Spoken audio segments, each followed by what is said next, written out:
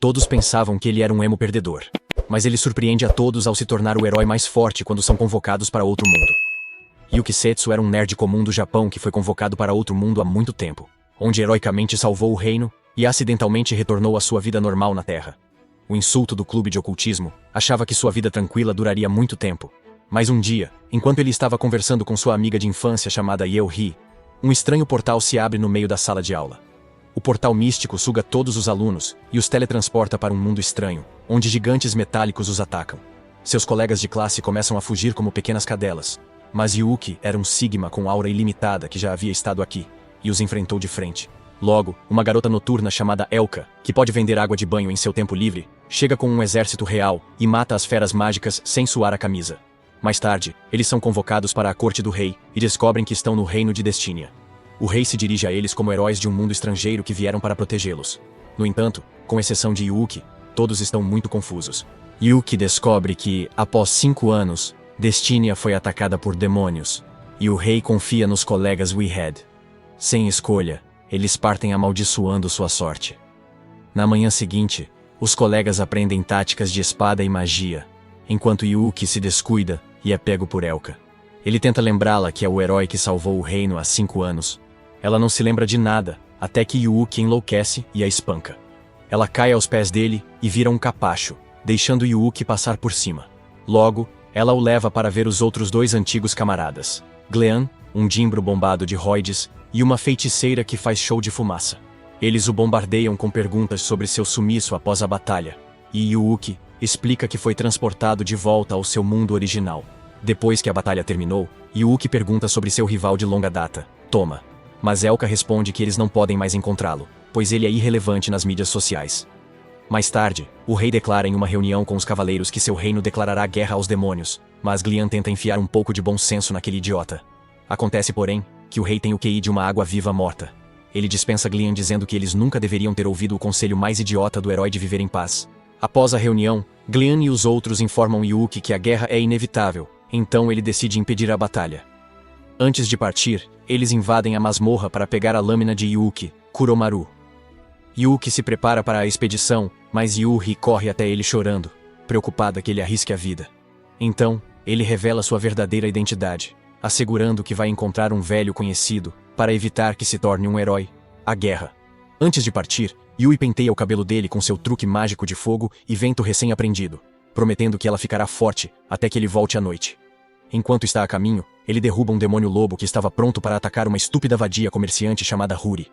Tremendo em suas botas, Huri supõe que Yuki está atrás de seu dinheiro e começa a tagarelar sobre coisas como dinheiro, fatura e besteiras, mas ele garante a ela que não é esse o caso.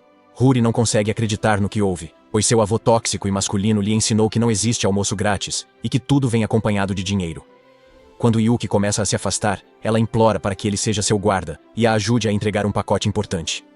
Hesitante, Yuki concorda, e juntos eles chegam à cidade portuária de Marsan. Pela manhã, Yuki fica de queixo caído ao ver como a cidade cresceu em 5 anos. Eles se aproximam do dono do navio que Huri contratou para levá-la ao continente demoníaco, mas ele se recusa a ir. Ela implora a todos no convés, mas todos a olham como se fosse louca. De repente, Yuki vê os Mags of Destinia, que parecem golpistas, pedindo a Huri seus documentos. Eles querem ver o pacote, mas Yuki os detém. À noite, Yuki pergunta a Huri sobre seu plano para ir ao continente demoníaco. Ela diz que comprará um navio, e Yuki percebe que ela é mais burra que uma pedra. Mas como ele já vai para lá, oferece levá-la. Eles ficam em uma pousada, e Huri mostra o broche precioso que quer entregar. Alguém deu ao avô dela para consertar, e no leito de morte, ele pediu a Huri para cuidar disso. Yuki se prepara para devolvê-lo ao dono. Vê que é o broche com sua magia protetora. Como está quebrado, se pergunta se o dono está seguro.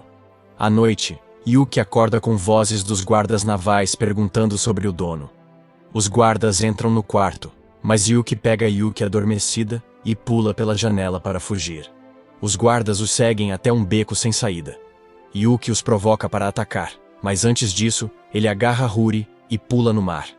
Surpreendentemente, aterrissam em Lévia, um dragão aquático companheiro de Yuki. Ele pede para irem ao continente demoníaco, deixando os guardas boquiabertos. Após um tempo, avistam uma grande ilha, e Yuki diz que é o famoso continente demoníaco. O grupo chega a uma praia tranquila e isolada, onde inesperadamente se depara com uma visão aterrorizante. Um Kraken, que é uma criatura monstruosa parecida com uma lula, elevando-se sobre eles com seus tentáculos se debatendo violentamente nas águas rasas. Levi, que está sempre pronto para um desafio, se aproxima para enfrentar o Kraken e o combate ferozmente com uma mistura de sua incrível força e suas habilidades elementares de água. Durante a batalha, Levi lida bem, mas no meio da luta, olha para Yuki pedindo ajuda. Yuki, porém, ignora, de costas e sorrindo, vendo a batalha como entretenimento. Ele assiste como em um jogo, curtindo o show que Levi faz ao lutar com a criatura. A situação fica engraçada quando o Kraken, em desespero, borrifa uma fonte enorme. Yuki lança tinta preta em Levi. A pousada cobre Levi da cabeça aos pés. Embora muitos se desesperassem, Levi mantém a calma, mas fica irritado. Yuki, assistindo, se diverte com a cena inesperada. A cena é cômica, com Yuki rindo enquanto Levi luta coberto de tinta. Finalmente Levi vence o Kraken e a luta termina. Quando a enorme criatura cai, Leva se transforma em uma mulher. Yuki, completamente imperturbável com isso, apresenta o Levi transformado a Huri como Leviatã, também chamado de deusa do oceano, e seu aliado de longa data.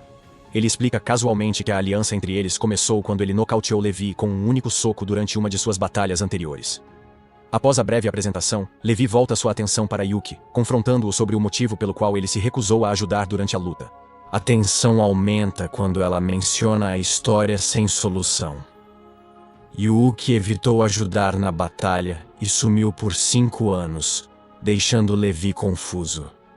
Ao voltar, não tentou se reconectar, usando Levi como transporte. A discussão piora até Huri intervir, lembrando o corpo do Kraken. Levi decide deixar a tarefa para Yuki, que habilmente usa suas habilidades para transformar o temido Kraken em deliciosos anéis de lula. Yuki menciona que aprimorou seus dotes culinários com o objetivo de impressionar as garotas. Enquanto saboreiam a refeição, a conversa se torna mais séria. Levi revela que uma vila próxima estava sendo gravemente atormentada pelo Kraken. O casal descobre que após as montanhas está o castelo do Lorde Demônio, Evil Barrow. Durante a refeição, eles descobrem algo surpreendente sobre a missão de Huri: entregar um broche ao Lorde Demônio, Daisy. Huri não sabia disso, e fica aterrorizada, mas Yuki e Levi ignoram suas preocupações. Eles explicam que não há razão para ter medo, afinal de contas, porque ambos têm relações amigáveis com o Lorde Demônio. Depois de comerem o suficiente, Levi decide que é hora de ir embora, já que a próxima parte da jornada deve ser feita a pé, e ela não será de muita ajuda, então é melhor ir embora. No entanto, Yuki insiste que ela fique, para a frustração de Levi. Seus problemas não resolvidos voltam à tona quando Levi menciona o fato de que Yuki a abandonou por 5 longos anos. Yuki cumpriu sua promessa de paz no oceano, mas ainda está inseguro. Ao tentar explicar seus sentimentos, crianças demônios aparecem e provocam, achando que ele discute com seu amigo. Sem paciência, Yuki oferece anéis de lula para distraí-las e acalmar a situação. Mas o tiro sai pela culatra. As crianças ficam encantadas e pedem a Yuki para cozinhar mais para a aldeia. Yuki, sempre disposto a ajudar, concorda em ajudar os aldeões. O grupo volta à vila de pescadores com os restos do Kraken. Ao chegarem, os aldeões ficam felizes, pois lutavam contra o Kraken que aterrorizava suas águas e impedia a pesca. Mas agora ele foi derrotado, e eles têm seu corpo como alimento. Eles fazem uma festa para Yuki e Leva, onde Leva é tratada como deusa pelos aldeões. Ela se delicia com vinhos e comidas enquanto aproveita a atenção. Enquanto isso, Yuki, o herói desconhecido, está na cozinha, preparando refeições para a aldeia. Huri ajuda no balcão, e apesar do trabalho, a habilidade de Yuki na cozinha, impressão presente. Enquanto a festa continua, Levi e Huri conversam um pouco sobre Yuki. Huri, ainda nova no grupo, está curiosa sobre a extensão das habilidades e conexões de Yuki. À medida que Levi a informa sobre suas aventuras passadas e o papel que Yuki desempenhou em trazer paz ao mundo, Huri começa a perceber o quanto a presença de Yuki é realmente significativa. As dúvidas que ela tinha sobre o poder e a influência dele desaparecem rapidamente quando ela entende que está na companhia de um herói lendário. Quando a festa está no fim, O clima muda com a chegada de Vlad, um grande guerreiro demônio e guarda do Lorde Demônio. Vlad, achando que o vilarejo estava sob ataque, entra pronto para lutar. Mas ao ver a celebração pacífica, logo se acalma e se aproxima de Levi e Yuki.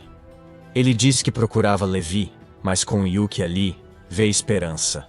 Ao resgatar o Lorde Demônio, Vlad revela que Dezis está sendo forçada a casar com Huran.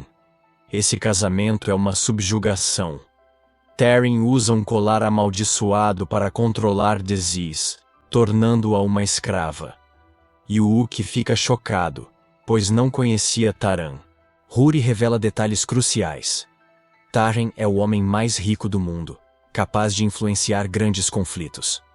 Apesar disso, Vlad avisa que Tarim é traiçoeiro e que o casamento é só uma manobra de poder. Yuki se irrita ao pensar que seu amigo está sendo forçado e culpa Vlad por não proteger. No entanto, Vlad, já lidando com o peso da acusação, se defende explicando que Dezis havia dado a ordem e que ele não tinha poder para contrariá-la. Levi, embora critique a escolha de Dezis de se sacrificar pela paz, concorda que eles não podem abandonar a amiga. Com a decisão tomada, Yuki e Levi partem para resgatar Dezis. Eles seguem um caminho secreto que usaram durante suas batalhas contra Dezis, quando ela ainda era sua inimiga. A caminho do castelo do Lorde Demônio, eles são atacados por lobos monstruosos. Yuki, para conservar magia, deixa Levi lidar com os lobos. Ela rapidamente os elimina com ataques de água, usando garras afiadas e força para destruí-los. Continuando, Levi reflete sobre seu passado com Yuki. Antes, não se importava com os humanos, mas depois de lutar com Yuki, tornou-se confiável.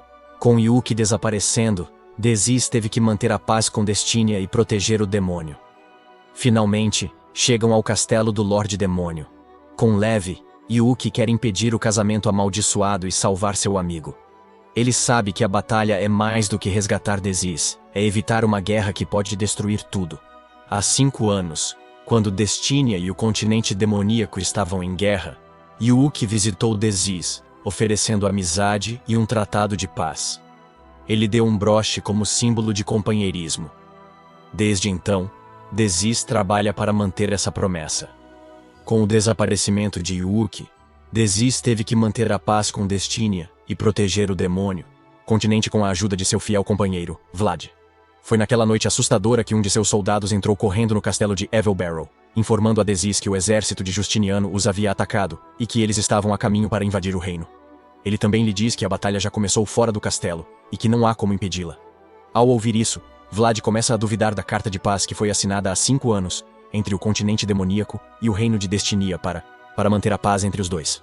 No entanto, Dezis pede que ele não tire conclusões precipitadas e ordena uma reunião com todos os principais oficiais do continente, anunciando que eles devem preparar o exército imediatamente e se preparar para defender o continente, não importa o que aconteça.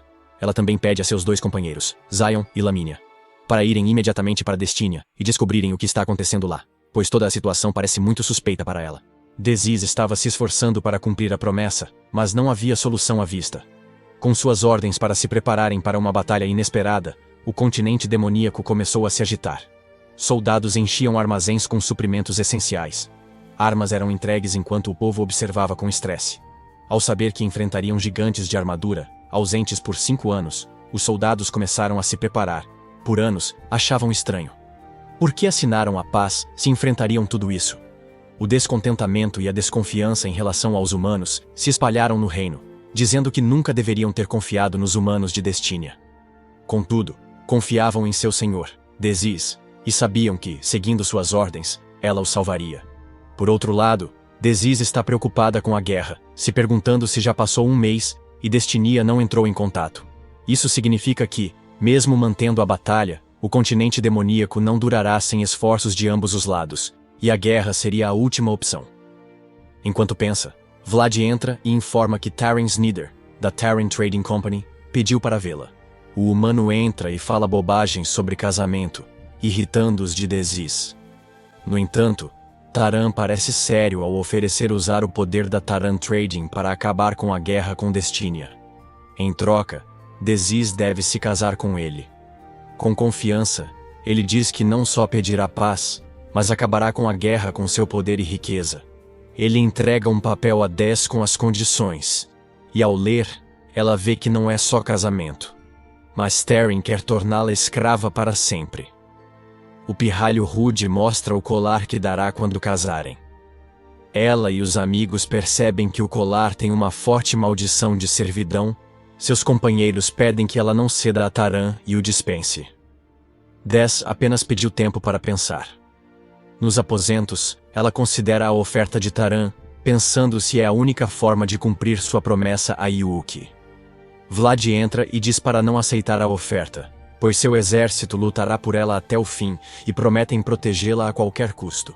Ao ouvir isso, Desi sorri e responde que está aceitando a oferta porque ama seu reino e seu povo e irá até os extremos para protegê-los. Finalmente, no presente, é o dia negro do casamento, e o reino está lindamente decorado para Desis. Dentro da capela, as pessoas estão esperando ansiosamente que ela caminhe até o altar, enquanto Taran, impaciente, já está batendo os pés de excitação. Foi só por causa da guerra que Desis aceitou a oferta. Um rosto feio e uma personalidade ruim como a dele não merecem nenhuma garota. De um lado, os humanos de Teran parecem felizes. Do outro, os demônios Desis estão furiosos porque seu senhor se casa com um canalha como Turan. Os portões da capela se abrem e uma bela Desis entra de vestido branco, caminhando lentamente até Turan. Eles são convidados a trocar seus votos, e Teran tira o colar com a maldição da servidão e se prepara para colocá-lo nela. Ele anuncia que Deza é o senhor do continente demoníaco, que jurou se submeter à sua servidão e que com esse casamento, eles tentarão trazer paz e prosperidade ao reino dos demônios. Em seguida, pede a todos que jurem fidelidade a ele, pois agora ele é o Lorde do continente dos demônios, e juntos, protegerão o mundo e deixarão seus nomes na história da humanidade. Os livros de história. Logo ele estende a mão para colocar o colar nela, enquanto Desis reza silenciosamente para ver Yuki pela última vez, antes de se casar com esse pirralho. De repente, o teto de vidro se rompe com um estrondo, e surge o herói de todos os tempos, Yuki. Assim como um príncipe encantado dos contos de fadas, ele estende a mão para Desis, e diz que veio resgatar a princesa. Percebendo que perderá Desis, Taran pede a seus homens que ataquem Yuki, mas Lévia rapidamente entra em ação com seu poder de água, e os enfrenta de uma só vez. Ao ver Lévia, Desis fica muito feliz, e Lévia brinca dizendo que Desis não fica bem de branco. Então, ela deve desistir de usar um vestido de noiva. Mas, de repente, um homem estranho com uma capa entra na capela e ataca Lévia com sua magia de sombra, prendendo-a em um só lugar. Ele zomba, dizendo que o deus dos mares não é muito notável na terra. Mas antes que ele possa causar mais danos a Lévia, Yuki o agarra por trás e o manda pelo chão com um golpe. Ele pega sua lâmina e ameaça que todos eles devem se preparar para pagar por fazer Deza chorar. O homem coberto de pele sorri, e responde que todo o plano era atrair Yuki para cá, e agora ele irá informar seu mestre. Depois de uma pequena discussão, Yuki o domina, mas ele desaparece através das muralhas do castelo, dizendo que por enquanto precisa informar seu mestre sobre os novos acontecimentos, e que o levará mais tarde. Desis abraça Yuki, dizendo que sentiu falta dele porque sumiu sem avisar. Yuki, incomodado com a atenção, diz que é uma longa história, mas fica feliz por Desis estar bem e a abraça. Levia, ao ver a cena, diz que precisam lidar com os soldados mortos. Quando Yuki tira a capa de um soldado, ele desaparece, confirmando que Desis está morta. O que o levou a dizer que eram soldados mágicos de maldições. Yuki pega o colar amaldiçoado e percebe que o responsável pode ser Toma, que está nos bastidores. Desis se anima e diz que ele pagará por fazê-la usar o traje de casamento. Yukai ri e concorda, dizendo que cuidará do reino dos demônios enquanto visita Regulus para garantir a ajuda do rei de Regulus. Ele lembra a Desis que eles precisam manter sua promessa de paz, e para isso, precisam fazer as coisas funcionarem. Levia está um pouco hesitante em embarcar em uma longa jornada novamente como meio de transporte, porque ela correu e lutou a noite toda e está obviamente cansada. Logo, Huri entra correndo na capela com Vlad e pede a Yuki que entregue o broche ao próprio Desus, e Yuki faz o que lhe foi pedido.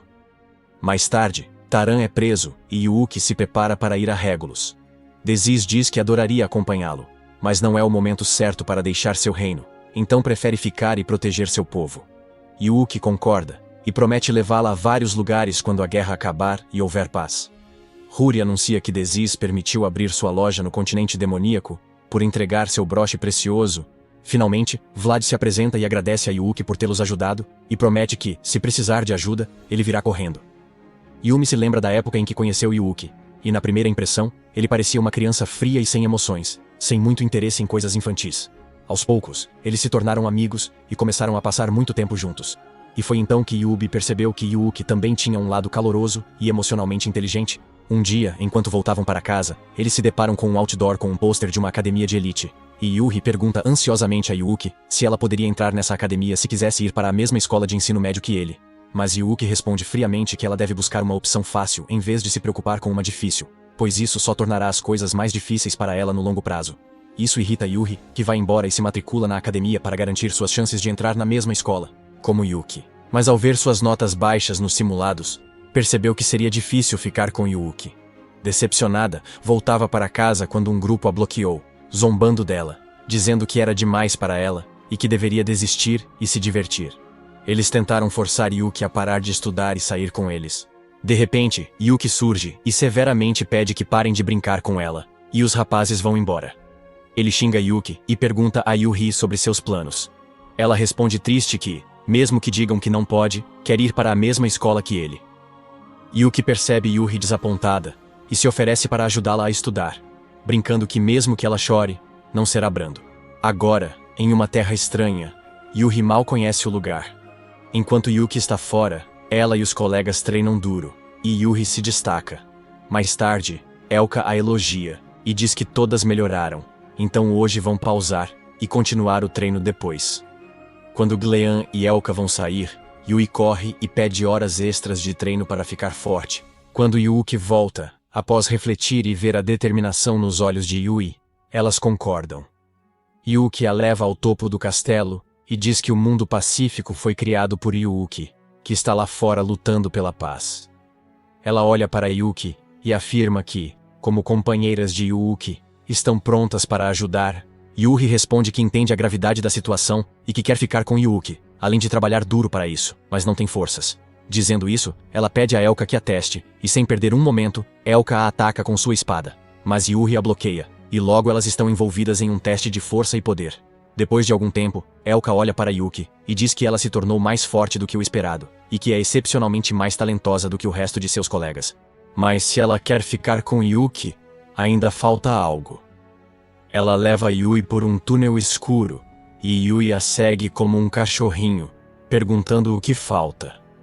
Elka diz que estão em um esgoto cheio de monstros, usado como treinamento final para soldados. Ao ouvir, Yuri fica aterrorizada, imaginando o que enfrentará. De repente, Elka sussurra que algo está se aproximando deles vindo das sombras escuras, e logo todo o esgoto começa a tremer, e surge um monstro jacaré gigante.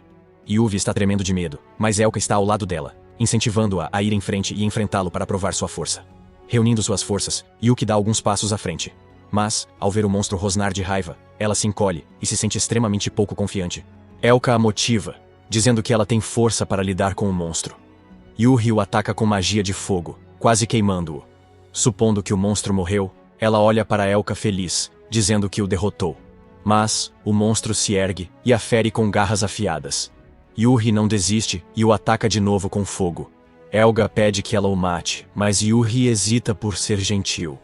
Elka a convence, dizendo que Yuri é forte em magia, mas precisa aprender a matar, ou o inimigo matará seus amigos. Para proteger quem ama, ela deve lutar e matar. Falta-lhe essa determinação. Vendo Yui hesitante, Elka usa magia, mata o monstro e sai silenciosamente. O Mi está triste por não ter matado o monstro quando Teia, a feiticeira, bate à porta. Ela entra, cura a mão de Yui com magia e se desculpa pelo comportamento de Elka. Ela se sente à vontade no quarto de Yui e diz estar feliz por Yuki ter alguém como Yui em outro mundo. Ela também diz que Elka quer tratá-la como igual, por isso a colocou em uma batalha para torná-la forte. Teia pergunta a Yubi por que ela fica com Yuki, apesar dos perigos. Yuvei pensa e responde que Yuki sempre a ajudou e foi sua amiga verdadeira desde a infância. Eles faziam tudo juntos, estudar, brincar, comer ou salvá-la de valentões. Desta vez, ela quer ajudar e ser um ombro amigo. Ele sorri com a sinceridade dela e deseja boa sorte. Ela sai e encontra Elka, que espera preocupada, mas finge não estar. Teia garante que Yuri é forte. Mas Elka já sabe que Yuri é forte o bastante para se defender na batalha. Mas ela teme que, se Yeri lutar com elas, ela possa enfrentar inimigos perigosos. Teia, sendo sábia, aconselha a deixar Yeoi decidir, e todos devem respeitar sua decisão. Na manhã seguinte, Li Yan encontra Yeohee encostada na parede, triste. Eles se sentam e Glenn garante que hesitar em tirar uma vida é natural, mesmo para proteger alguém precioso. Quando Yui pergunta a Glenn sobre sua motivação para lutar, ele diz que prefere fazer os outros sofrerem a ver seus entes queridos sofrendo, como um soldado. Mas aconselha Yui a encontrar sua própria determinação e não depender dele, pois Yuuki também quer que ela decida por si mesma. Depois, Yui leva Elka até o esgoto cheio de monstros. De repente, um monstro jacaré surge e Elka é avisada de que sair da zona de conforto pode quebrá-la. Mas Yuri pede que veja sua determinação. Ela ataca o monstro com fogo, mas diz que ele não morreu, apenas foi queimado temporariamente. Yuri explica a uma Elka confusa que sua determinação é nunca tirar uma vida, mas também nunca perder. Elka olha para Yuri com admiração e diz que está realmente impressionada com sua determinação extraordinária, mas que ela precisaria de uma força imensa para conseguir fazer isso todas as vezes. A UBI quase pula de alegria e promete ficar ainda mais forte para poder proteger Elka, Yuki e todos os outros. No dia seguinte, Glenn convoca todos os cavaleiros recém-nomeados e anuncia que o rei já publicou seu decreto e que eles terão de entrar em guerra para proteger o reino de Destinia. Ele pede que elas se preparem física e mentalmente, e para Yuri, é finalmente a chance de acompanhar Elka, Glenn e Teia na guerra. Enquanto isso, Yuki e Levia estão em uma carruagem a caminho do próximo continente. E Yuki está visivelmente irritado ao ver Levia se divertindo muito enquanto mastiga salgadinhos, e finge que está de férias com a boca cheia de comida pela metade. Ela não precisa usar energia ao chegar ao continente dos Beastmen. Além disso, estará de serviço no barco ao chegar ao porto. Ela zomba, dizendo que é o mínimo por empregar o deus dos mares de graça. Yuki argumenta que a guerra parou os navios, então precisa usá-la, pedindo que use sua magia de transferência para saltar ao próximo destino sem perder tempo. Sempre pronta para brigar com ele, Levia responde que a transferência de magia é um grande incômodo, que requer anos de preparação e extremo poder mágico, e não é algo que ela possa fazer de uma hora para outra. Yuki a deixa comendo um lanche porque não quer se envolver em outro debate com a tagarela. De repente, a carruagem para abruptamente, e Yuki e Levia seguram suas armas para enfrentar o perigo imprevisto. Antes de fazer algo, 2 passageiros entram no vagão, e Yuki reconhece a bebê chorona Elise. Ao ver Yuki, a Lazy chora de felicidade. Após se acalmarem, continuam a viagem. E Yuki apresenta a Liz e a Levia como sua companheira da última vez que foi convocado a este mundo. A Liz declara profundamente que é a melhor aluna de Yuki, que lhe ensinou os fundamentos do combate. E depois apresenta Yuki e Levia a Amel, sua irmã mais nova. Finalmente, ela lhe pergunta onde ele desapareceu por 5 anos inteiros. Abandonando-a, e vendo que não é o momento apropriado, ele diz que explicará isso mais tarde. Ele pede a Alice que o acompanhe em sua viagem ao continente Beastman, e o ajude como ela fez em sua viagem há 5 anos. Mas Elise fica um pouco triste, e responde que adoraria tê-lo acompanhado, mas nesse momento, ela está em uma situação séria. Ela explica que desde que Yuki desapareceu, ela aceitou trabalhos que envolviam a luta contra monstros para não perder a prática. E um dia, ela aceitou o pedido de um aldeão para matar um dragão. Foi na aldeia de Zatro, uma aldeia conhecida por ter um ambiente tranquilo e agradável. Ela foi viver com Amel por um tempo. Soube que tinha um irmão que saiu para matar o dragão, mas não voltou. Desde então, Amel vive sozinha no vilarejo. Elise pede para ser sua irmã mais velha e ficar com ela. Assim, se encontraram. Yuki pergunta se o irmão de Amel sumiu porque o dragão o matou, mas a Lazy diz que talvez não, pois sempre que o dragão ataca, aldeões desaparecem. Não foi só o irmão de Amel. Quando o dragão ataca, deixa evidências da batalha. Mesmo derrotadas, as pessoas deixariam algo. Mas todos sumiram sem rastros, como se evaporassem. Ao ouvir, Yuki diz que não parece um ataque normal, e Levia comenta que todos foram levados. Alice narra que pensou em derrotar o dragão para resolver o problema. Então, desativou a proteção contra a Evil Net para atraí-lo e vencê-lo. Como planejado, o dragão apareceu à meia-noite e eles se envolveram em uma confusão perigosa. Mas o dragão voa para escapar. Ela encurrala o dragão e o persegue. Perde o rastro e volta à aldeia, mas os aldeões sumiram. Para seu alívio, Amel 1 ainda está escondido, com medo. Ao amanhecer, decide ir à cidade para que alguém cuide dela. finalmente, encontra Yuki e Lévia. Ela quer encontrar o irmão de Amel e deixá-lo viver em paz na aldeia, mas não entende os truques do dragão. Yuki diz que nunca ouviu falar de um dragão sequestrador, mas quer ajudar sua aluna em apuros. Lévia também ajuda. Eles ainda estão a caminho e chove muito. Enquanto isso, Lívia cria teorias estranhas sobre o sumiço dos aldeões. A primeira parece uma lenda urbana envolvendo zumbis. Ela diz que a aldeia virou mortos-vivos por um feiticeiro maligno. Amel responde que não há tal feiticeiro. Yuki comenta que zumbis aumentam e não somem, segundo a teoria famosa, mas Lívia responde que elas devem ser zumbis do ar que, depois de se transformarem em zumbis, desaparecem em algum lugar. Quando Yuki pergunta sobre o dragão, ela responde que era o zumbi-dragão porque havia uma lenda no campo sobre um zumbi que se tornou um dragão. Ao ouvir isso, Yuki bate em sua cabeça, pedindo que ela leve o assunto a sério e não saia por aí inventando contos de fadas estranhos. Ela surge com a teoria das sereias, porque ouviu dizer que, quando os marinheiros desaparecem, geralmente se supõe que seja obra das sereias, porque o canto delas atrai os homens para o oceano. Yuki olha para ela incrédula e responde que a vila fica nas montanhas, não embaixo do mar de Dan. Lídia fica ainda mais louca quando diz que as sereias podem estar vivendo nas montanhas porque adoram a comida de lá. Amel responde que os monstros marinhos têm um cheiro distinto que os torna reconhecíveis a uma distância considerável, portanto, esse também não pode ser o caso. A energia maluca também contagiou Yuki, porque ele supõe que isso seja obra dos alienígenas, pois em seu mundo, os humanos sabem que os alienígenas vêm do ambiente a bordo de discos voadores, e os raptam. Mas Lévia bate em sua cabeça, repetindo que ele deve levar isso a sério, e não sair por aí inventando histórias estranhas. Yuki se pergunta se o dragão que atacou os vilarejos vem de uma espécie avançada que tem o poder de evitar ser capturado ao se transformar em um humano e viver entre os moradores. No entanto, Lévia pergunta por que o dragão não usou seus poderes para fazer Alazzi desaparecer. Mas antes que alguém pudesse dizer alguma coisa, o cocheiro da carruagem anuncia ansiosamente que eles não poderão prosseguir por causa das chuvas e inundações. O Dr. Yuki vai voltar para a aldeia de Zafro e tentar encontrar evidências sobre os aldeões perdidos. Yuki se pergunta por que o dragão continua atacando a aldeia repetidamente, e Lévia responde casualmente que pode ser porque ele estava com fome e via os humanos como presas. Ou talvez ele tenha sido atraído para lá por poderes mágicos. Ela explica que há um poder mágico que as pessoas usam para atrair monstros para dentro da aldeia, e alguns monstros realmente são atraídos por ele. Mas ainda assim, eles não conseguem entender os aldeões, porque mesmo sendo magia, isso não explica por que as pessoas evaporam no ar. Elas deveriam estar em algum lugar. Yuki tenta entender e pergunta se usaram magia de transferência para teletransportar os aldeões antes de atacar a aldeia. E toda vez que isso ocorria, o dragão era atraído pelos poderes mágicos. Alazzi, confusa, diz que toda magia precisa de um dono, e pergunta se Yuki está dizendo que alguém foi. Yuki diz que estava escondida na vila durante os desaparecimentos.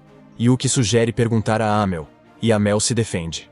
Elas, nervosa, a defende, dizendo que Yuki não pode culpá-la, pois é a vítima. Mas Yuki lembra que Amel disse que os monstros marinhos têm cheiro de Lévia. Lévia, sendo uma deusa do mar, nunca deixa seus poderes vazarem, o que torna Amel suspeita, já sabendo dos poderes de Lévia. Segredo. Ele pergunta a Amel como sabia sobre Lévia. Seus olhos ficam vermelhos, e ela responde que sabe sobre monstros. Ela explode a carruagem com magia, e vira um dragão, confirmando as suspeitas de Yuki. Ela os ataca com fogo, mas Yuki se esquiva. Ele pede a Alazzi que assuma o comando enquanto ativa sua espada com os poderes de Lévia e a arremessa contra o dragão. Logo, Alazzi salta no ar e ataca o dragão de frente e o mata. Yuka vai com Lévia para a vila de Beastman, enquanto Alazzi retorna à vila, ainda perdida nas doces lembranças de Amel. Mas, de repente, ela vê Amel seguido por uma grande fera na porta, e na defensiva, aponta sua espada para ela. Amel ri dela e diz que ela foi tola ao presumir que estava morta. Elise pergunta com raiva sobre os aldeões, e ela responde que os transformou em bonecos metálicos, porque todos tinham fortes poderes mágicos, e agora serão usados em guerras. Em seguida, ela declara que não havia ninguém chamado Amel durante todo esse tempo porque ela é Melior, a mestra dos monstros, e Toma lhe deu esse nome. No vilarejo de Beastman, Sharoneko, uma gata caçadora de monstros, é amada pelos aldeões. Ao voltar para casa, recebe carne, frutas e leite para ela e sua irmã doente. Já Lévia e Yuki chegaram, mas não há barcos disponíveis. Todos os barqueiros estão afugentando-os. Yuki pede a Lévia que vire barco de novo, mas Lévia, furiosa, diz que não. pois está nadando sem parar há 3 dias e noites. Yuki pede desculpas, diz que só pode contar com ela para isso, mas não quer forçá-la. Lydia se acalma um pouco e responde que, se descansar uma noite, estará pronta para se tornar a. Kuro menciona uma lanchonete próxima com culinária tradicional Beastman. Um barqueiro ouve e avisa que um barco estará disponível amanhã, então decidem dormir em uma pousada próxima.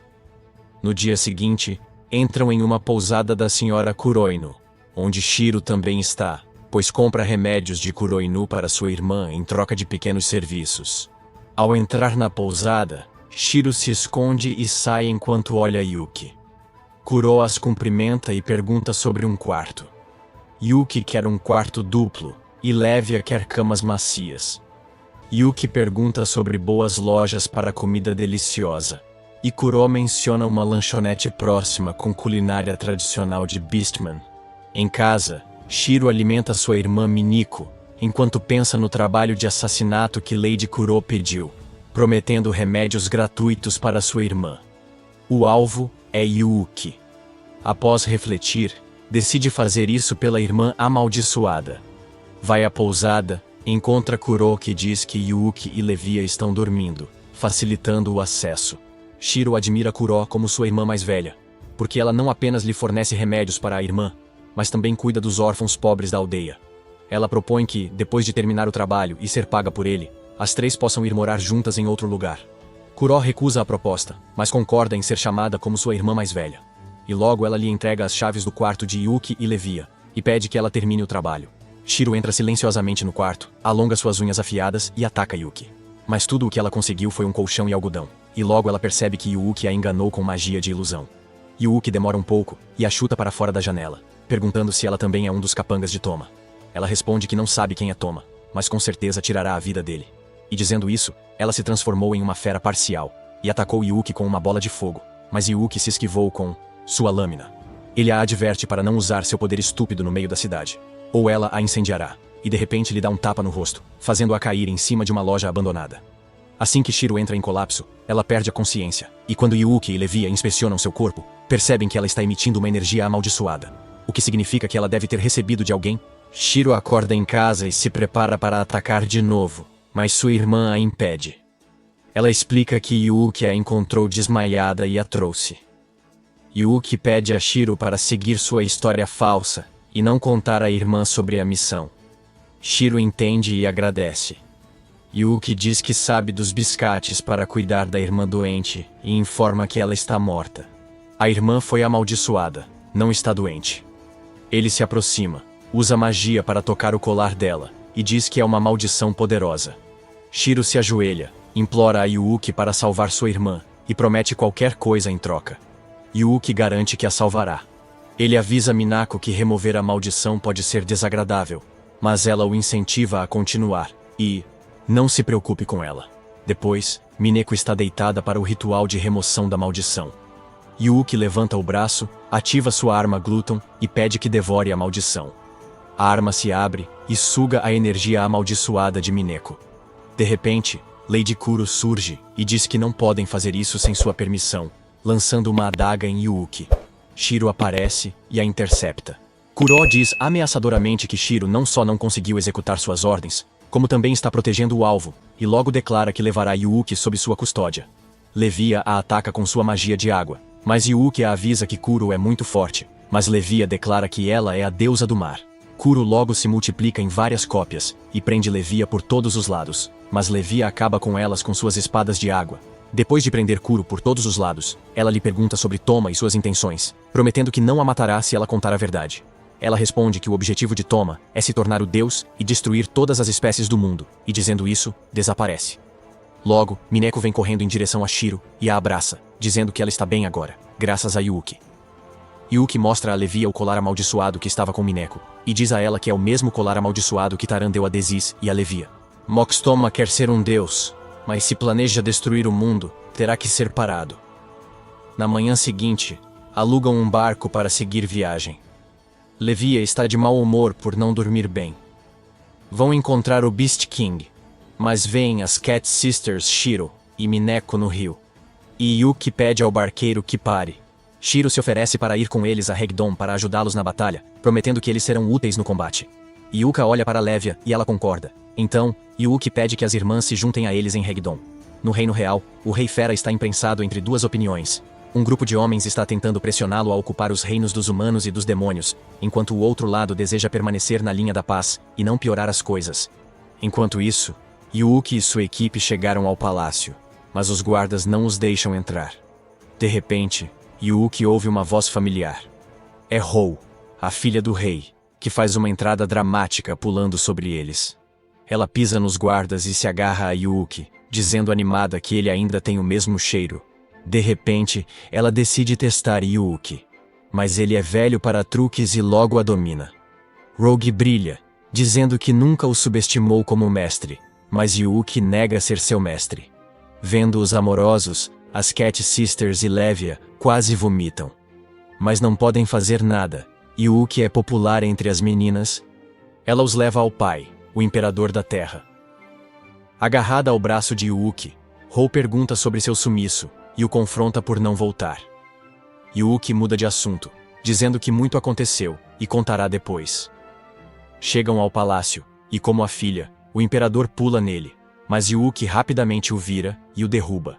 O rei, feliz, diz que é Yuki, pois só ele tem tal poder. Ele os leva para dentro e pede um banquete para comemorar. Mas Yuki diz que o banquete fica para depois, pois tem assuntos importantes. O Beastman King já sabe da guerra entre demônios e humanos. Yuki lhe diz que Toma está por trás de tudo isso porque deseja se tornar o deus e está planejando matar todos. O rosto do rei está abatido de preocupação e ele declara que não pode ficar assim depois de ouvir tudo isso, pois acabará prejudicando sua nação Zudoderado. Mas Yuki diz a ele que lutar só aumentará os problemas. Portanto, tudo o que eles querem dele é que forneça apoio, caso seja necessário. Hou se voluntaria para se juntar a Yuki em vez de seu pai e ajudá-lo na guerra. Mas, enquanto eles estão discutindo, um sujeito estranho com um corpo de cinzel entra no palácio, furioso, e declara que os humanos e os demônios são seus inimigos naturais, e considerando que sua nação já está em risco, eles não podem se dar ao luxo de enviar sua mão de obra como apoio para outras nações. Quando Yuki pergunta sobre ele se apresenta como Hoga, o comandante do exército Zudourado e noivo de Rose. Quando Yuki olha surpreso para Ruva, ela nega que ele seja seu noivo. O rei diz que ajuda Yuki por ser o herói que salvou o mundo. Hoga zomba, lembrando que o herói sumiu há 5 anos e voltou agora. Então, não confiam nele. Hou, cansada das conversas, ataca e afirma que Yuki é confiável, pois será seu mestre. Vendo que as coisas estão indo para além do controle, o rei decide ir com o lado que vencerá em um duelo. E logo, Hoga desafia Yuki para uma batalha. O rei também menciona que aquele que vencer esse duelo ficará imediatamente noivo de Hou, e a multidão começa a aplaudir. Enquanto Yuki está nervoso porque nunca pensou que as coisas acabariam em casamento, o arrogante Ruva pede a Yuki que o encontre no chão ao meio-dia e se prepare para sua morte. Na manhã seguinte, o rei explica a Yuki que as regras do reino exigem um duelo caso haja discordância entre duas partes. Ele tenta convencê-lo de que, se vencer, terá o apoio do exército e do remo também. Na noite anterior à batalha, Hou visita Hoga e o avisa que Yuki está em um nível totalmente diferente e que ele não tem chance contra ele. Hoga responde que ele próprio é um guerreiro e não precisa lutar contra Yuki para saber a diferença entre eles. Habilidades. Mas, como homem e animal, às vezes ele não recua. Ele mostra a Hou um amuleto de tatuagem dado pelo mago oriental, que transforma vontade em força. Mesmo proibido no reino e com o rei contra, ele usará para protegê-la, mesmo que custe seu orgulho. Desanimado por Hoga ter se decidido, Hou vai embora. Na manhã seguinte, uma grande multidão se reúne na arena, onde Yuki e Hoga se enfrentarão. Yuki não esperava uma grande multidão, mas Hou lhe diz que as pessoas desse reino adoram festivais. Logo, o rei anuncia que a batalha para decidir quem é a pessoa certa para se casar com Hou vai começar.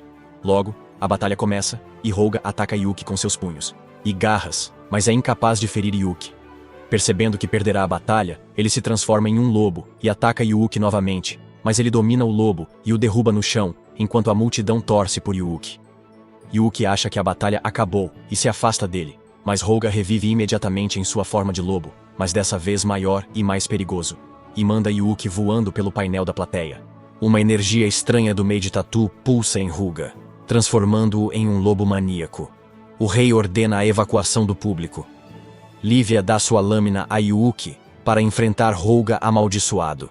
Yuuki percebe que Holga sofre de uma energia maligna e alguém controla seu corpo, tentando impedi-lo de atacar. Hou intervém, pedindo que Holga pare, mas ele continua se transformando. O corpo de Yuuki se transforma em uma fera maníaca com sangue escorrendo de seus músculos, olhos vermelhos ardentes, expandindo em tamanho e proporção. Logo um redemoinho é visto sobre sua cabeça, e de repente, uma ilusão de Toma emerge dele. Toma diz casualmente que teve que matar Holga para detê-lo. Caso contrário, ele teria feito Yuuki desperdiçar sua preciosa energia mágica.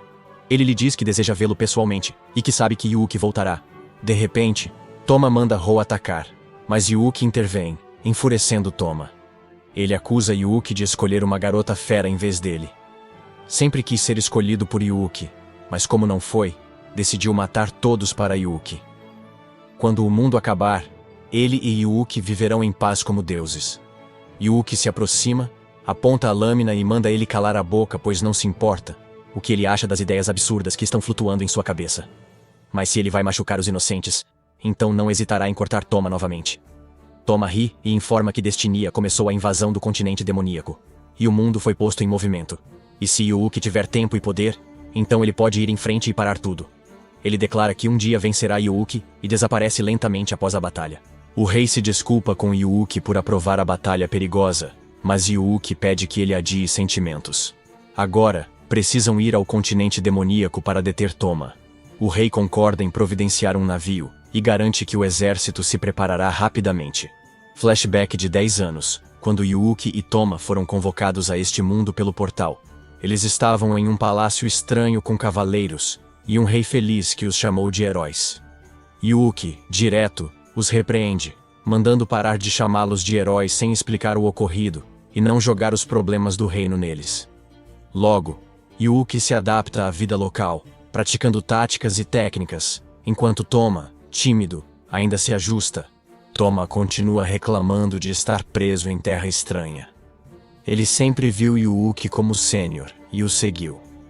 Quando Yuuki disse que estavam juntos e sairiam dali, Toma acreditou e achou que Yuuki sempre estaria ao seu lado. Um dia, Yuuki pediu sua ajuda para acabar com a guerra, pois matar e morrer em terra estranha será um desperdício de tempo e de vidas. Mas Tomoe estava hesitante porque não era forte física e mentalmente como Yuuki, e declarou que isso seria impossível para ele. Mas Yuuki lhe garantiu que eles foram escolhidos como heróis, e que não saberiam se são capazes de fazer algo até tentarem. Ele lhe diz que eles só têm um ao outro porque vieram do mesmo lugar, e, em outras palavras, são irmãos da mesma cidade natal. Então ele se certificará de proteger Toma. Depois de alguns dias, Yuuki planeja deixar Destinia e sair para explorar o estranho mundo em que aterrissaram. Ele queria fazer isso para interromper a guerra e obter informações suficientes sobre o reino em que estão. No entanto, Toma não pôde acompanhá-lo porque ainda estava fraco e sagrado. Mas antes de se despedir de Yuuki, ele lhe prometeu que, quando voltasse, o encontraria forte o suficiente para acabar com a guerra, e forte o suficiente para acompanhar Yuuki nas batalhas. O tempo passou, e as estações mudaram. E enquanto Yuuki estava lá, tentando ao máximo parar as guerras e aprender mais sobre o mundo e suas regras, Toma, por outro lado, estava travando batalhas por Destinia. Um dia, ele recebeu o título de Cavaleiro de Prata por defender Destinia de forma extraordinária em batalhas, e recebeu uma espada do rei. Ele começou a ser conhecido como o bravo herói do reino de Destinia. O povo e o exército de Destinia começaram a ter esperança nele, orando para que Toma liderasse a nação. Toma está feliz com a fama, mas ainda espera o retorno de Yuuki. Ele cumpriu sua promessa a Yuuki, se tornando forte pessoal e politicamente, e quer acabar com a guerra logo. Um dia, quando Destinia foi atacada e Tomoe liderava o batalhão, ele entrou distraído em uma caverna estranha com uma estátua de um homem sem cabeça, mulher com um colar. Após matar um soldado inimigo escondido, Toma planejava voltar, mas a caverna se iluminou e a estátua falou. A mulher o seduz, dizendo que conhece seu ódio e maldade. Toma não se interessa e se afasta, até que ela afirma conhecer seus desejos. Toma olha para ela, pensando nos desejos dela, mas só consegue lembrar de Yuuki e da promessa de ser forte e lutar com ele. O colar na estátua libera a energia que possui Tomoe, tornando seus olhos vermelhos. Ele sai da caverna, pensando no que a mulher disse. Um cavaleiro se aproxima com uma mensagem urgente da capital sobre uma trégua. Toma diz que pela paz, todas as forças devem voltar e que assinarão um tratado. também menciona que os líderes sairão do reino em breve e devem garantir sua segurança. A carruagem passa e ele vê Yuki conversando alegremente. Eles trocam olhares por um momento, depois Yuki continua suas conversas. O tratado de paz é assinado no palácio, e todos torcem por Yuki cercado por novos amigos. Uma solidão estranha preenche Toma, achando que, após décadas, Yuki passaria tempo com ele. O reino comemora Yuki e o fim da guerra, todos felizes. Toma vê Yuki sozinho no castelo, caminha até ele e o elogia, enquanto Yuki faz o mesmo. Toma agradece por proteger Destinia. Mas antes que fale, Elka e os outros chamam Yuki para a festa, e ele se afasta de Tomoe. De repente, após hesitar, Toma lembra da promessa e pergunta se devem voltar para o mundo deles. Yuki, porém, não quer deixar o reino e diz que a guerra acabou e há muito para ver na nova terra. Então, finalmente, é o início de sua vida feliz em outro mundo. Assim que ele ouve isso, a voz da mulher ecoa nele novamente, incitando-o a odiar Yuki por ser egoísta. E ela continua fazendo Tomoe acreditar que Yuki mudou e não quer cumprir sua promessa. Assim que Yuki começa a se afastar, a energia possui Toma, e o colar começa a brilhar com energia amaldiçoada, transformando-o em um maníaco. Ele chama Yuki e diz que matará quem se interponha, demônios, humanos ou animais. Yuki fica alarmado e tenta impedir Toma, que parece possuído por uma maldição. Em uma luta feroz, Yuki corta o colar amaldiçoado de Toma, enquanto Toma ataca, e uma rajada de energia os envolve. Quando Elka, Glean e os outros chegam ao telhado, vem uma grande cratera. Mas Toma e Yuki não estão lá. Toma entra na caverna e percebe que pode formar um exército de seguidores. Assim, ele se torna o inimigo de Yuki. Enquanto isso, como Toma disse, os navios de Destinia com soldados e colegas de Yuki vão ao continente do demônio. O general no navio ordena que seus homens usem toda a força para destruir os demônios, por ordem do rei. No convés estão Aglean, Elka, Yuhi e Teia. Teia usa suas bolas mágicas para detectar magia e logo rastreia a magia de Toma. Ela afirma que Toma está na ilha e o verdadeiro inimigo é Toma, não os demônios. Gleam destaca que o general e outros querem derrotar os demônios, e se disserem que Toma está por trás, podem ser vistos como espiões. Elka diz que, sem ação, começarão uma guerra sem sentido. Yui afirma acreditar em Yuki, que está tentando impedir a guerra, então precisam apenas ganhar tempo. Teia concorda e diz que devem evitar baixas. Yuhi é o melhor candidato. Todos juntam armas para ajudar Yuki e parar a guerra pela paz. Os navios de Destinia chegam ao continente dos demônios, e um confronto brutal começa. O general de Destinia manda atacar o armazém do demônio com magia, enquanto o chefe do demônio ordena continuar matando. Eles se preparam para enfrentar os demônios e mantê-los longe da base. Parece que todos vão acabar se matando. O caos se espalha pelo continente, com ambos os lados sem querer recuar. Enquanto isso, Elka, Leanteia e Yuhi reúnem os colegas de Yuki e ordenam que esperem até que o inimigo se concentre na frente antes de usar seus truques e armas. Elka grita para que marchem. Glean enfrenta os inimigos com força, enquanto Elka e Teia usam mágica para eliminá-los. Os colegas de Yuki, mal treinados e hesitantes, avançam contra os demônios. Yuki observa seus colegas cercarem um soldado demônio ferido. A criatura estava ferida demais para lutar, e ela não podia deixá-los matá-la. Com firmeza, interveio e os lembrou que matar um soldado indefeso ia contra a ética. Seus colegas discordavam. Um deles, irritado, gritou que na guerra era matar ou morrer. Se não matassem o demônio agora, ele poderia voltar. Mas Umi não aceitou essa ideia. Ela disse que não podiam perder a humanidade por estarem em guerra. Matar o indefeso não era certo.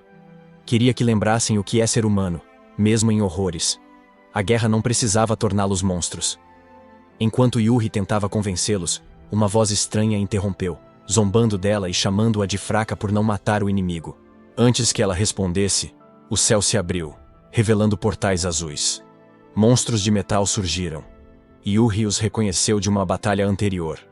Já haviam lutado contra eles, e Yuuki os derrotou facilmente. Mas agora, com tantos, Yui sabia que seria diferente. A luta real estava começando. Um portal surge e uma garota demoníaca de olhos vermelhos aparece, possuída por uma força maligna. Com agilidade, ela fatia os soldados de Destinia como vegetais com sua espada. Os soldados, tomados pelo medo, falham em detê-la. Todos olham para a demônio de cabelos vermelhos e percebem, decepcionados, que ela é... Alazi está possuída pelo peão de Toma, Melori, que vivia na aldeia. Garota demônio? Na verdade, ela é um dragão que trabalha para Toma. Elka pergunta a Melori o que fez com Elise, e ela diz que a transformou em boneca para usar seus poderes contra ela. Então, pede a todos que se tornem seus bonecos. Ao ver tudo isso, Elka ataca Melori com sua espada. Mas a possuída Elise a bloqueia no meio do caminho, e apesar das súplicas de Elka, ela parece não reconhecê-la, e a joga para longe. Enquanto isso, Melori corta seu braço, e o sangue escorre dele e se espalha pelo chão. Thea revela que o sangue derramado não é comum, mas sim infundido com magia concentrada e uma poderosa maldição. Com a presença de energia escura ao redor, surgem do sangue 4 monstros. Um gorila com presas afiadas, um dinossauro coberto de escamas, uma cobra gigantesca, e também um dragão com olhos brilhantes e que solta chamas. Melori, em meio ao caos, é um monstro que possui a capacidade de criar tais criaturas. Enquanto a batalha continua, eles derrubam os monstros juntos, cobrindo as fraquezas uns dos outros. Quando parece que vão vencer, Yubi se junta, fortalecendo o grupo. Ele então pergunta friamente a Melori, com todos os monstros derrotados, sobre o próximo passo. Melori ordena que Alazette mate todos, mas Glean intervém rapidamente.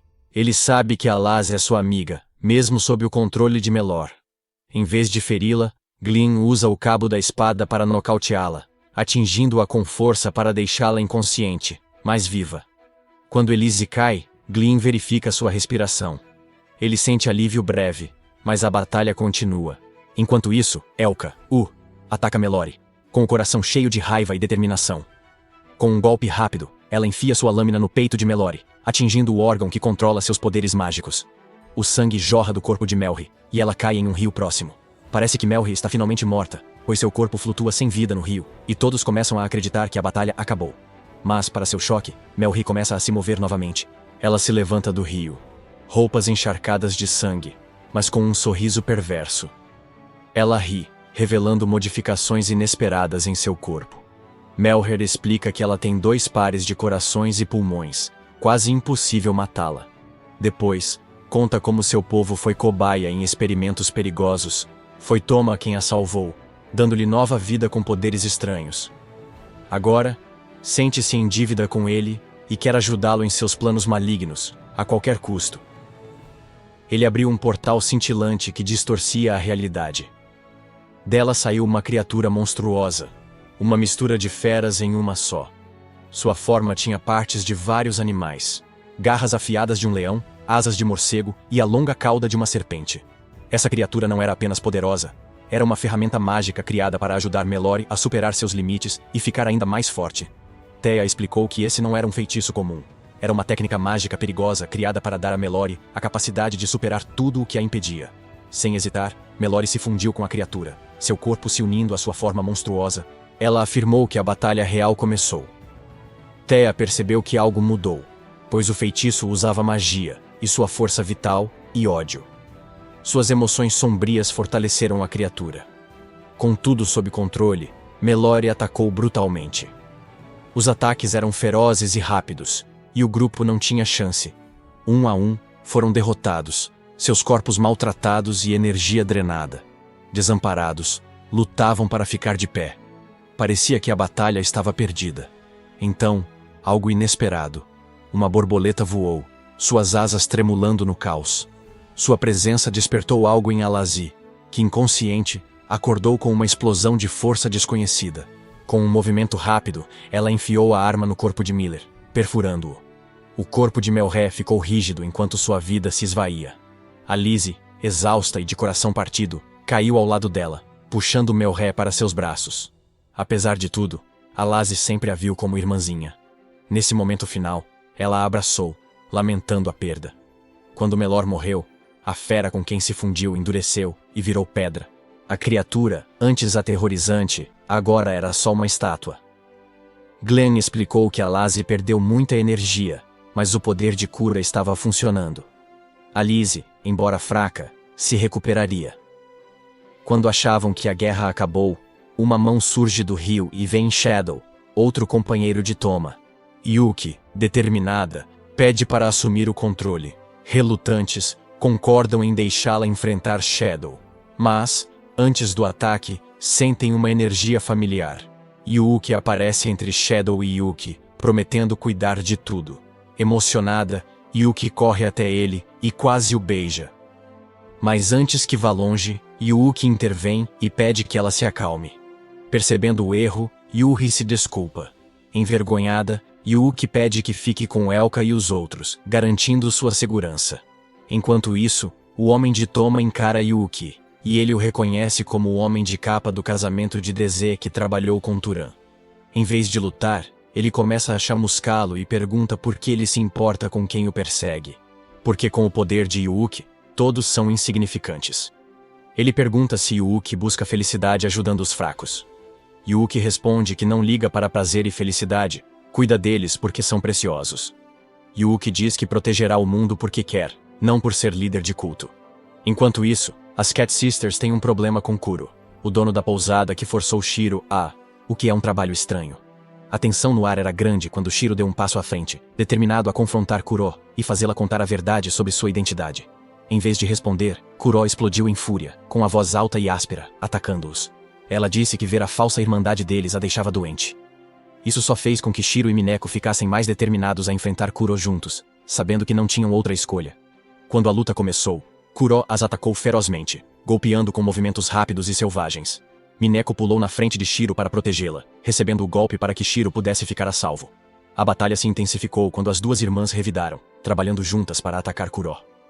Tudo chegou ao auge quando Shiro reuniu todas as suas forças e deu um chute poderoso que fez Kuro cair no chão, criando uma enorme cratera que sacudiu a terra. Quando a poeira baixou, Shiro olhou para Mineko, preocupada e exausta. Pensou que seria melhor deixar Kuro e encerrar a luta. Parecia inútil continuar. Mas então, Kururo liberou seu verdadeiro poder, estendendo tentáculos monstruosos e prendendo Mineko. Outro tentáculo foi em direção a Shiro, deixando as irmãs presas na teia de Kuro, sem escapatória. Quando a situação piorou, Kuro usou seu Limit Break, liberando energia para dar um soco forte em Shiro, que cambaleou, colocando as irmãs em perigo. Ela as xinga por acreditarem em irmandade e grita que são tolas por acreditarem em laços tolos. De repente, Shiro se levanta, pula e dá as mãos a Mineko, ativando o poder de fusão de feras, e ambas se transformam. Ambos atacam Kuro, a fazem girar e decidem acabar com tudo. Cortam seus tentáculos e a matam. Com a poeira baixando, Shiro diz a Minako para não se preocupar com Kuro, pois há uma batalha. Enquanto isso, Rou luta com Vertus, feito de metal e coberto por pele humana. Após ser usado em experimentos até que Toma o encontrou. Ao ouvir o nome de Toma, Rogue fica ainda mais irritada porque já ouviu falar de suas histórias delirantes na tentativa de se tornar um deus. Mas, para Verto, não há nada de errado nisso, pois os poderosos podem fazer o que quiserem, e ele sabe disso por experiência própria. Mas assim que ele pronuncia o nome de Ruga, ela corre em direção a ele com raiva e lhe dá um chute no rosto, enquanto o acusa de usar sua vida passada como justificativa para matar outras pessoas. Virtu logo se transforma em várias bolas e começa a bater em Rou, fazendo-a sangrar. Finalmente, quando Rou não aguentou mais, ela se transformou em um leão feroz com garras longas e subiu em cima de Vertus para lhe dar uma surra. Mas quanto mais ela o golpeia, mais suas patas sangram. Logo, Vertus libera tentáculos afiados de seu corpo, perfurando Rou brutalmente. Mas ela não desiste e dá uma surra em Vertus, e então ela se deita, esperando sua própria morte. Mas, de repente, Vertus se levanta com as pernas trêmulas e cura Rou. E quando Rou pergunta por que ele fez isso, ele responde que queria manter vivo o orgulho invencível de Rou por muito tempo. E então, Vertus morre. Enquanto isso, Yuki está lidando com outro lacaio de Toma, mas o lacaio não é páreo para Yuki. Cansado porque Toma não está aparecendo, ele pede ao lacaio que chame Toma para que eles possam lutar e acabar com essa batalha. Mas o lacaio declara que perecerá até a morte por seu mestre. E ele também ativa seu poder de Limit Break, e se transforma em um monstro feio chamado Esquia. Yuki o ataca com sua espada, Mas seu traje dinâmico apenas absorve o poder de Yuki sem causar muito dano a Skia. Skia então dá um tapa em Yuki e o manda contra o chão com uma força brutal. Logo, Yuki se levanta e ativa sua espada voadora infundida com magia de fogo para romper a armadura de Skia. Ele lança a espada com força, mas só quebra a armadura. Skia volta ao normal. Skia tagarela sobre salvação e tolices, dizendo que só pessoas como Yuki lutam, enquanto ele perece. Então, corre para Yuki com a espada. Mas Yuki grita e quebra a espada ao meio. E logo Skia também morre. Por outro lado, Toma fica sabendo que todos os seus companheiros morreram lutando. E é finalmente o final quando Yuki e ele ficaram frente a frente. Enquanto o caos das batalhas anteriores se instalava, Yuki sentiu uma energia negra emanando do castelo do Lorde Demônio. Ele sabia que era Toma, e sem hesitar, correu em direção à fonte. Quando chegou ao castelo, ele se deparou com a visão sombria de Deziz e Levi sendo derrotados, com seus corpos feridos e deitados indefesos. No chão, Toma está de pé sobre eles, e seus olhos ardem com uma loucura possessiva, do tipo que sugere suas inseguranças profundas. Ao ver Yuki, Toma sorri e diz que sabia que Yuki finalmente o veria. E Yuki percebe que, dessa vez, as palavras não vão convencer Toma. Sem pensar duas vezes, ele ataca Toma, pronto para enfrentá-lo em uma batalha. O confronto entre Yuki e Toma envia ondas de choque pelo castelo, abalando suas fundações e fazendo com que rachaduras se formem nas nuvens. Acima, Yuki luta com uma determinação feroz, usando suas habilidades para combater os ataques selvagens de Toma. Toma, no entanto, prova ser um oponente forte ao dominar Yuki rapidamente com uma enxurrada de golpes. Um golpe voador pega Yuki desprevenido, ferindo-o e forçando-o a procurar outra forma de derrotar Toma. Percebendo que precisa de uma mudança, Yuki desarma Toma em uma rápida reviravolta. Mas, em vez de pegar sua espada, ele opta por lutar com os punhos. É muito satisfatório usar seu inimigo como saco de pancadas. Canalizando frustrações em cada golpe, ele ataca Toma sem piedade, sentindo justiça em cada soco. Mas Toma não aceita a derrota facilmente e se afasta para se recompor, decidido a virar a batalha. A espada de Toma vira um laser blaster, capaz de destruição devastadora. Com um único tiro, ele destrói uma montanha e abre um enorme buraco nela. O imenso poder dessa arma cria uma atmosfera de tensão e medo. No entanto, o tempo de carga é longo o suficiente para que Yuki acerte alguns tiros certeiros, fazendo com que Tomo tenha dificuldade para mirar com precisão. Em um momento de desespero, Toma troca sua arma de uma espingarda a laser para uma pistola Gatling de disparo rápido para dominar Yuki com poder de fogo absoluto. Mas Yuki tem sua própria arma secreta, sua espada sagrada, Gluton. Essa espada tinha a capacidade única de consumir ataques, absorvendo a energia da arma de Tomoe. Com confiança renovada, Yuki lançou golpes duplos que rasgaram as defesas de Toma, causando ferimentos dolorosos. Enquanto a luta continuava, os amigos de Yuki, Deziz e Levi, recuperaram lentamente suas forças e se juntaram à batalha, torcendo por ele enquanto lutava contra o possuído Toma. Durante a luta, Yuki diz a Toma que ele está completamente sozinho e deveria se render, atingindo profundamente suas inseguranças. O medo do abandono sempre impulsionou Toma, e as palavras de Yuki despertam temores que ele negou e tentou esconder, mas que agora parecem inevitáveis e inescapáveis. Com o peso do desespero sobre ele, Toma libera todo o seu poder sem se conter. A pedra amaldiçoada que ele possui transforma sua arma em uma forma grotesca. Toma avança sobre Yuki, atacando com uma ferocidade que torna difícil para Yuki encontrar uma abertura. Yuki só consegue se esquivar e fugir, e fica frustrado com a perseguição implacável de Toma. O campo de batalha muda drasticamente, com a fúria de Toma se intensificando enquanto ele persegue Yuki pelo castelo. Em um momento de puro desespero, Toma apontou sua arma para os amigos de Yuki, decidindo atacá-los. O herói reagiu rapidamente, bloqueando algumas das explosões com sua espada, mas alguns tiros ainda conseguiram atingir seus alvos, que, para o choque de Toma, eram conhecidos como danos, porque haviam conjurado o poder da amizade para criar um escudo protetor em torno de si, mostrando a força de seu vínculo. Essa virada deu a Yuki a chance que precisava. Com o apoio do amigo, ele lançou golpes rápidos, quebrando a arma de Tomoe. O som ecoou no castelo, mostrando a habilidade de Yuki. Ele então atacou Toma, encerrando o conflito.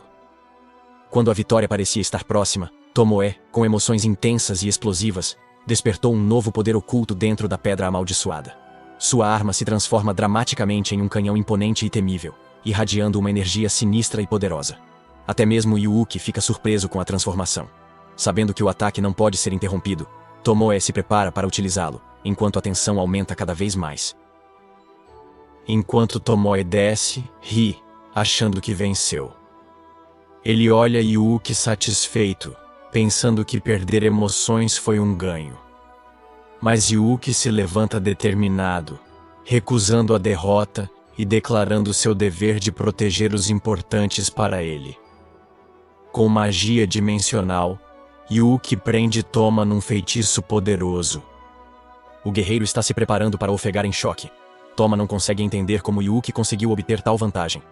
Yuki explica calmamente que ele não era o único capaz de exercer tal poder, deixando Toma apavorado e desamparado, pois sabe que nem mesmo seu formidável canhão poderia salvá-lo. Agora, Yuki se prepara para dar o golpe final e invoca sua técnica suprema, Earth Eater, e derruba Gluton no chão. A terra treme quando as rochas viram uma mandíbula voraz que engole Toma. Num instante, ele é completamente engolido. Seus gritos ecoam no abismo, enquanto a escuridão o consome. No desespero, percebe que só queria estar com Yuki, mas o desejo virou necessidade de poder. Contudo, Toma não está morto, apenas inconsciente. Com a neve caindo suavemente, Yuki senta-se em silêncio ao lado dele, observando atentamente a pedra amaldiçoada que está quebrada. Toma então abre os olhos surpreso ao ver Yuki, que não estava ali para matá-lo, mas sim para trazê-lo de volta à razão. A aposta que Yuki fez valeu a pena, pois Gluton absorveu apenas a maldição que estava em Toma. Yuki, em seguida, relembra Toma da promessa que fez de protegê-lo. E Toma começa a chorar ao perceber profundamente que a compaixão e a determinação de Yuki em ajudá-lo eram genuínas. O herói pediu a Toma que não escolhesse a morte como fuga, mas que vivesse e expiasse seus erros do passado. Após a batalha, Toma se encontra em uma prisão onde aguarda sua sentença. A punição aplicada a ele é incomum, pois ele deve usar a magia Transfer M para enviar os colegas de Yuki de volta para casa. Ao fazer isso, ele desistirá de sua magia, e não representará mais uma ameaça para ninguém. Aceitando o acordo, Toma rapidamente transporta todos os colegas de Yuki de volta ao mundo deles. No entanto, ele opta por não se juntar a eles, declarando sua intenção de ficar para trás e expiar seus pecados. Ele embarcará em uma turnê mundial para aprender sobre diferentes culturas e ajudar os necessitados onde quer que possa. Com o fim oficial da guerra, Yuki finalmente tem a oportunidade de fazer a viagem de lazer que há muito tempo desejava. Seus amigos querem se juntar a ele na aventura, mas muitos têm responsabilidades, deixando apenas Yuri disponível. Juntos, partem para explorar, ansiosos por novos amigos e experiências. Durante a viagem, encontram rostos conhecidos. Levi luta contra seu medo de lulas, enquanto Decis trabalha para reconstruir seu país, determinada a restaurá-lo após a devastação de guerra. Huri gerencia sua loja com entusiasmo, oferecendo produtos que mostram seus talentos únicos. Hou tornou-se comandante do exército do Reino da Besta, defendendo o reino com força e sabedoria. As irmãs Cat são suas assistentes, apoiando-a em tudo. Yuki e Yuri descobriram maravilhas, enriquecendo suas vidas de formas inimagináveis. Elas viram paisagens incríveis, provaram comidas deliciosas e criaram laços com pessoas de todas as classes. Cada momento enriqueceu sua aventura, lembrando da beleza e diversidade do mundo. Se gostou do vídeo, deixe o like e se inscreva para não perder mais histórias. Até logo!